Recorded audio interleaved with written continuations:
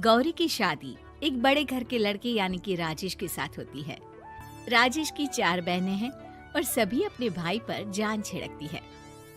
अरे पापा, ये राजेश के लिए कैसी छोटी सी हिट की लड़की ब्याह लाए आप? हम लोगों का भाई तो राजकुमार है, उसके लिए तो कोई राजकुमारी होनी चाहिए थी। गौरी को ननद की बात बुरी लगती है और वो रोने लगती है। अरे क्यों गला फाड़ रही है? क्या गलत बोल दिया मेरी बेटी ने? इकलौता बेटा है हमारा, समझी? वो तो तेरे ससुर हाँ कराए थे, वरना मैं तो ना करवाती तेरी शादी अपने हीरे जैसे बेटे से।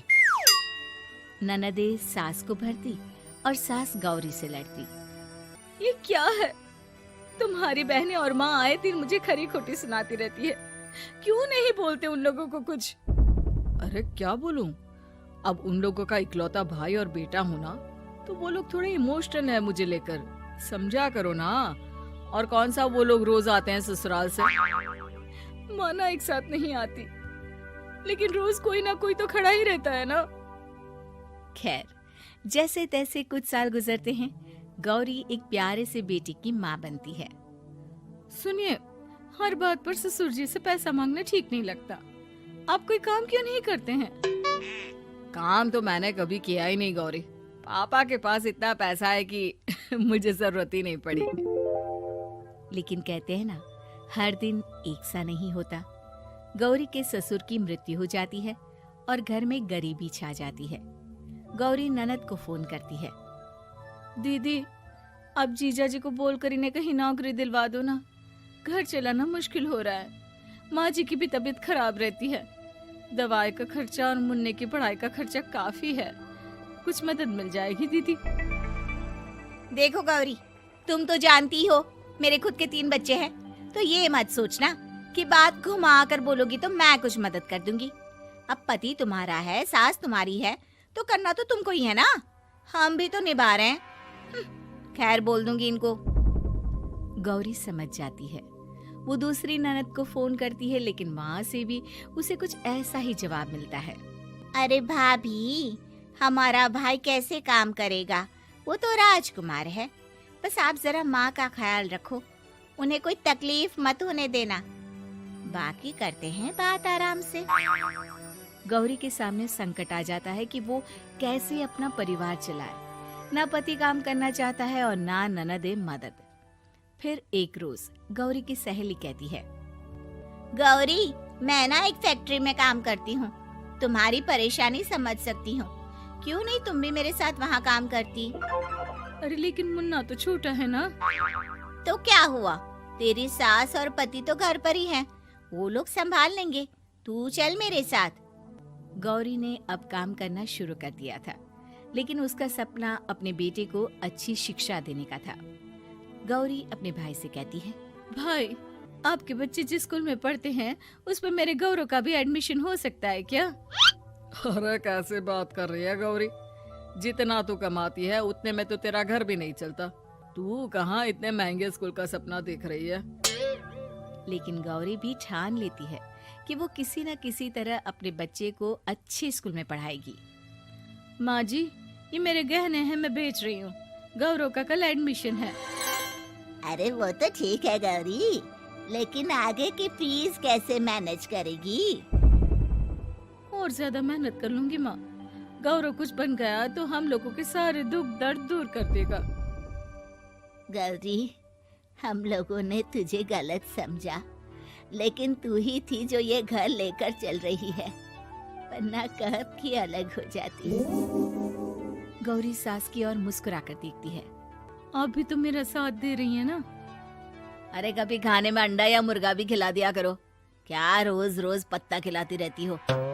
अरे शर्म तो आती नहीं?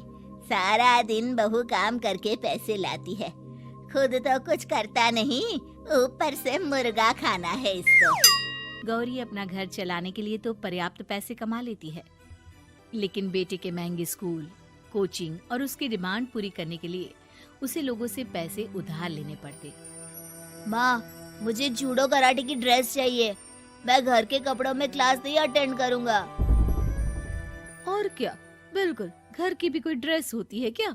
मैं कल ही ला दूंगी। हाँ बच्चा, तू बस मन लगाकर पढ़ाई किया कर। उसके जाने के बाद कहाँ से लाएगी पैसे ड्रेस के? माँ वो पास वाली चाची से कुछ पैसे उधार लूंगी। अरे सभी से तो उधार ले चुकी है तू। कर्जा इतना चढ़ा लिया है कि पूरा जीवन भी कमाएगी तो उतार नहीं पाएगी। अरे माँ जी, गौरव कुछ बन जाए तो मुझे कमाने की क्या जरूरत, फिर तो मैं बस रानी बनकर राज करूंगी।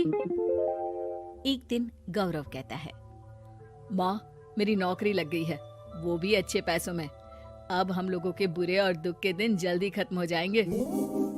गौरी की खुशी का ठिकाना नहीं होता। वो सास की फोटो के सामने हाथ जोड़ती है कि उसका पति उसे कहता है, देखा गौरी, तेरी तपस्या खत्म हुई। इतने सालों से जो तू फैक्ट्री में नौकरी कर रही है, अब तू आराम कर सकती है।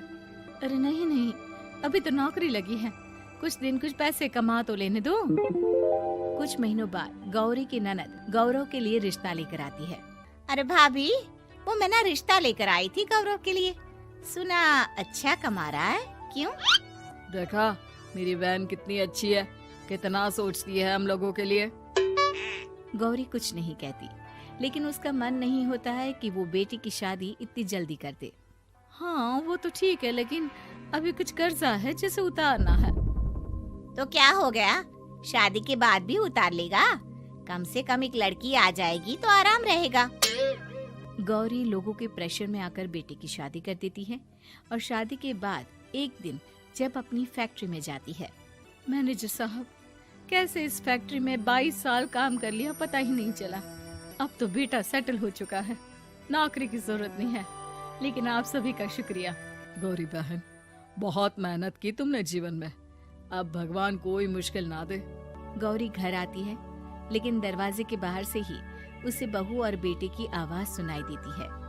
क्या है, तुम्हारी माँ ने तो सोचा भी नहीं कि जो कर्जा वो ले रही है खुद की अय्याशी के लिए, वो हम लोग क्यों भरे? उनका कर्जा है वो देखे। हाँ लेकिन क्या करूं, माँ को छोड़कर रह भी तो नहीं सकता ना।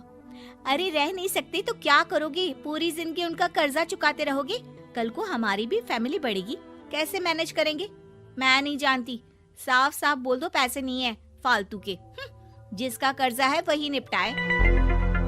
गौरी बेटे बहू की बात सुनकर स्तब्ध रह जाती है और अंदर न आकर वहाँ से सीधे फैक्ट्री जाती है। मैनेजर साहब, मैं सोच रही थी कि इतनी जल्दी नौकरी नहीं छोड़नी चाहिए, जब तक हिम्मत है तो कर लेते हैं। वो मेरा इस्तीफा ना वापस कर दीजिए। ये बोलकर गौरी की आंख लाल हो जाती है। मैनेजर समझ जाता है कि गौरी की उम्मीद टूट चुकी है। वो उसके हाथ में इस्तीफा रखकर कहता है, कर्जा माँ का है तो माँ ही चुकाएगी। माँ का कर्जा आज तक क्या कोई चुका पाया है?